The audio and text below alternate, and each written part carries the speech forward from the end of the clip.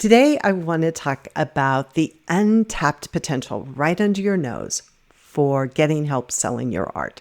These are people in your life that you probably already know, who probably already know you, who want to help. I'm Alyson Stanfield, and this is The Art Biz. You know, we all spend a lot of time trying to get more people, more collectors, more buyers, more followers.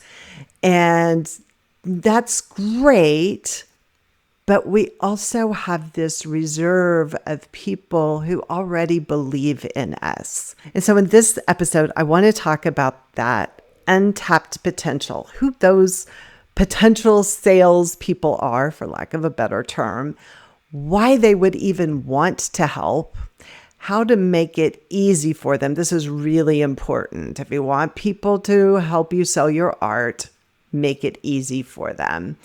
And we'll talk about digital ways and physical ways, and then how to ask without it feeling awkward. So let's start with that first category of people who are already in your life who can help you sell your art. And when I say help you sell your art, I don't mean they are salespeople. I don't mean they're going to go out and promote you door to door or anything like that. I mean, these are people who are happy to know you, who want the best for you. So let's just run down the list, and then I'll tell you why they would want to help. Buyers and collectors, yes, for sure. People who regularly attend your events and openings, and not just for the free food and wine, but people who are actually engaging with you at those events. The fans who comment a lot on your posts, or who share your posts, or who DM you, those are ripe as well. Anyone who has ever said, I love what you do, or I shared my work with a friend and I just love your work. Any of those people. And let's not forget family and friends who talk about your work, who are kind of proud of what you're doing.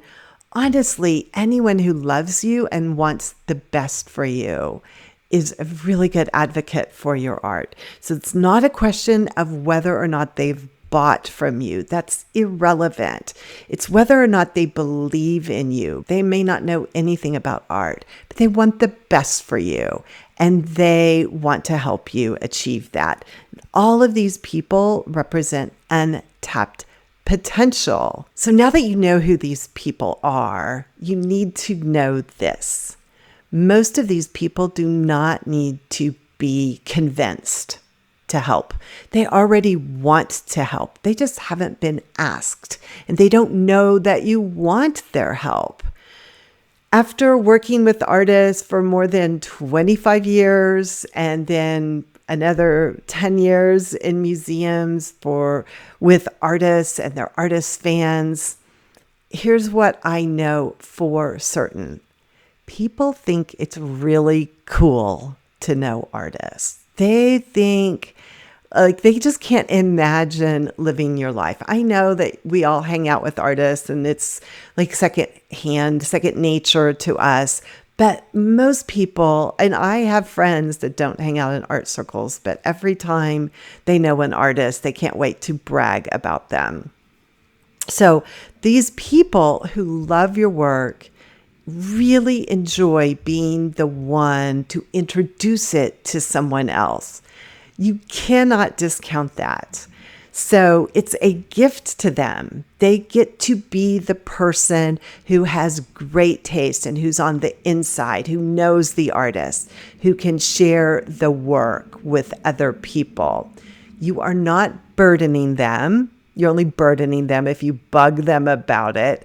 You're just giving them something to be proud of. So that's the reframe. The reframe is you're not asking for a favor. You're asking them to come in on the inside and be part of what you're doing, be part of what you're building. You're asking them to do something they already probably want to do, even if they're not sure of it yet. They don't know about it yet. But, and this is really important, none of this goodwill is activated if you haven't been building and nurturing the relationship all along. If you haven't been showing up reliable as the artist in their lives. This is a prerequisite to everything. The relationship has to come first. None of this works without ongoing contact. You have to care about these people and want to be in relationship with them. It feels really icky when you are only reaching out to people when you want something from them. It feels bad to you, and eventually it's going to feel bad to them. They're going to understand that I only hear from her when she wants me to show up at an opening or wants me to host this or that for her. You got to stay in touch. This is why you have your newsletter regularly, not just when you want something. This is why you send personal notes, DMs, postcards. This is why you show up for them as well. It has to be a relationship, not just one-sided. So many people, not just artists, but many people in general, avoid the follow-up and the follow through. It's different for everyone as to why this happens. So for some, it's avoidance. For some, it's procrastination. For some, it's not urgent. So the can gets kicked down the road. Whatever it is, you're missing out if you aren't following through and following up, because it's the easiest route to reliable sales, to better results, and to opportunities. So if this is you, if you are avoiding or procrastinating the follow-up, the easiest way to remedy that is to build a system for yourself, one that is reliable system for reliable follow-up. You have to want to care. And building this system for follow-up, for nurturing relationships, regardless of whether it's a collector, regardless of whether it's a venue that you want to get into, follow-up requires another person, but this system will help you stay on track. It shows people that you care, keeps you on their radar.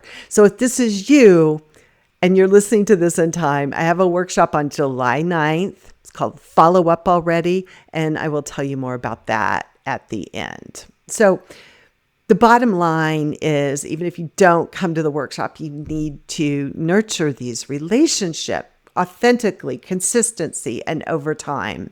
So in order for us to move on with this topic, let's assume that you're already staying in touch. Let's make it easy now for people to spread the word. And we'll start with the tangible stuff. Give people something worth sharing and worth passing along. Perhaps this is pretty easy. It's a stack of postcards with your art. Leave a stack with the collector, a fan, or a friend.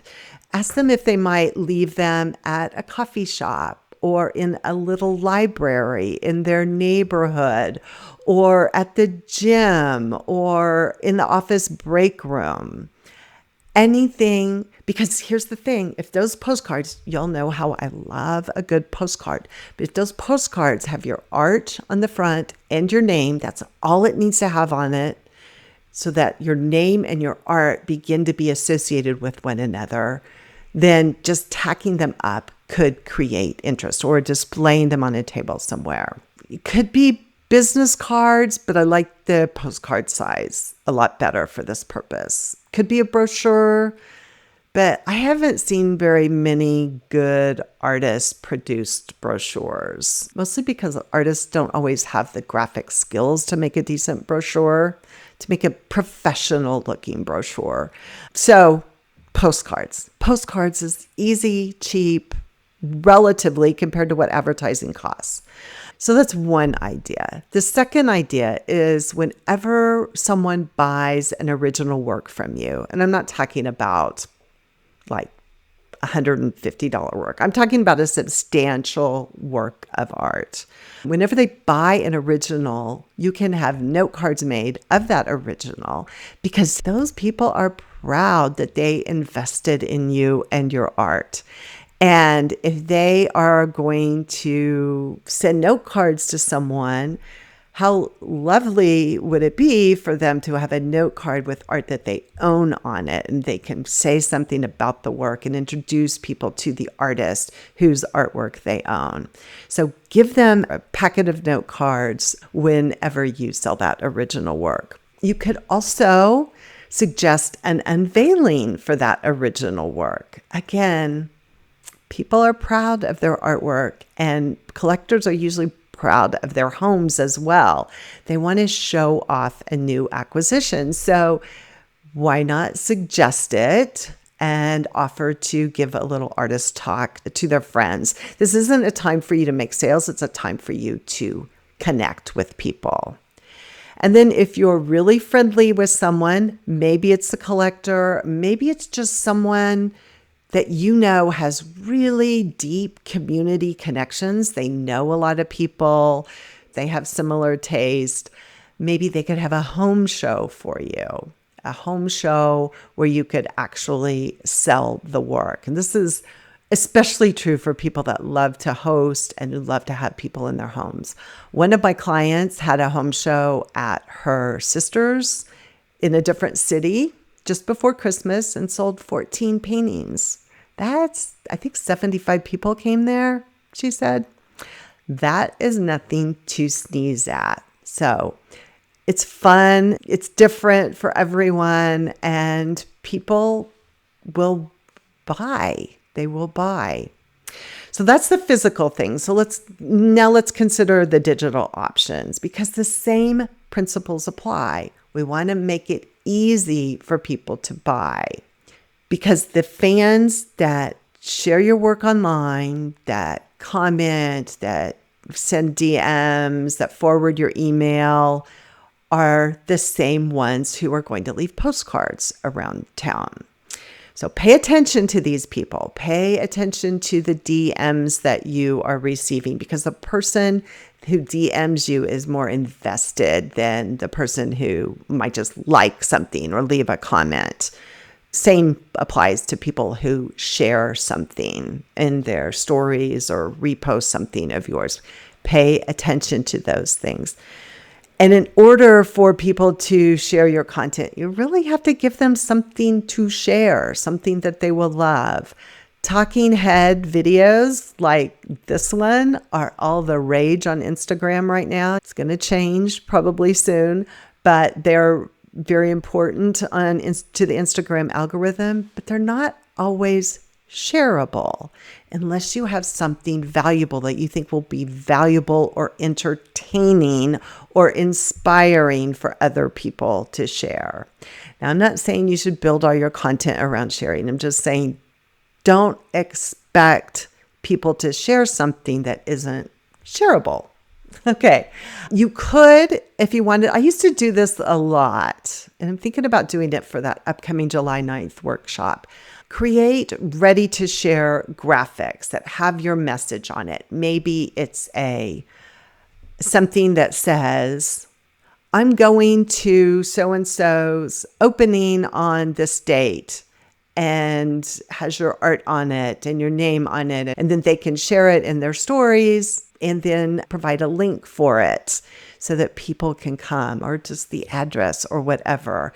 This text, graphics, anything that you can provide that makes it easier for people to share is going to remove some of that friction where people go, yeah, I'd be happy to help, but I don't know how, I don't know how I can help. I don't know what to say. Make it easy for them. Again, graphics, text, make sure you have all the information, and make it something that they would want to share, not just a promotion, but something they would want to share. It's so a simple, feel free to share this with anyone that you think might enjoy it or that might be interested in it. All of this preparation sets you up for the moment that is most uncomfortable, and that's the ask itself. But I would argue that if you've done all these things, that the ask is really easy. If you realize that people care about you, that they want to be on the inside. They want to be part of your world. If you get that, then the ask becomes relatively easy. The best moment to do this is immediately after an exchange. Maybe they expressed enthusiasm. They bought something from you. You just delivered something. Maybe they said something at an event or an opening. That's a good time to ask. So you want to do it in person or on the phone whenever possible so that people can hear the warmth in your voice or see the warmth in your eyes or whatever, the genuine you. And here's the thing. You want to make it a single, clear request. You're not asking people to do this, that, or the other. You're asking for one thing, not a menu of things that they could do. Be super specific because vague requests mean vague results. And the request is simple and specific. Bring a friend to my opening. Could you share this on your stories? Could you share this on your stories? Do you know of anyone who might like an event invitation? Very specific, one thing, not a menu of things. And then give them exactly what they need to follow through. The postcard, the direct link, the address, the text, whatever it is. Right then, not later. Doesn't need a whole lot of back and forth, but write it out for them so that they can copy and share. Now, I use the terms Salesforce and sales team and salespeople, but you're not turning your friends and fans into a sales team. You're just making it easier for people who already believe in your work to act on that naturally and to do what they probably would love to do if they only knew how. Let me also be clear on what this doesn't look like. It does not look like posting to your feed and begging people to share your work. It doesn't mean posting to your feed or emailing people and say, could you vote for my work? Or could you like my post? Could you help out my algorithm?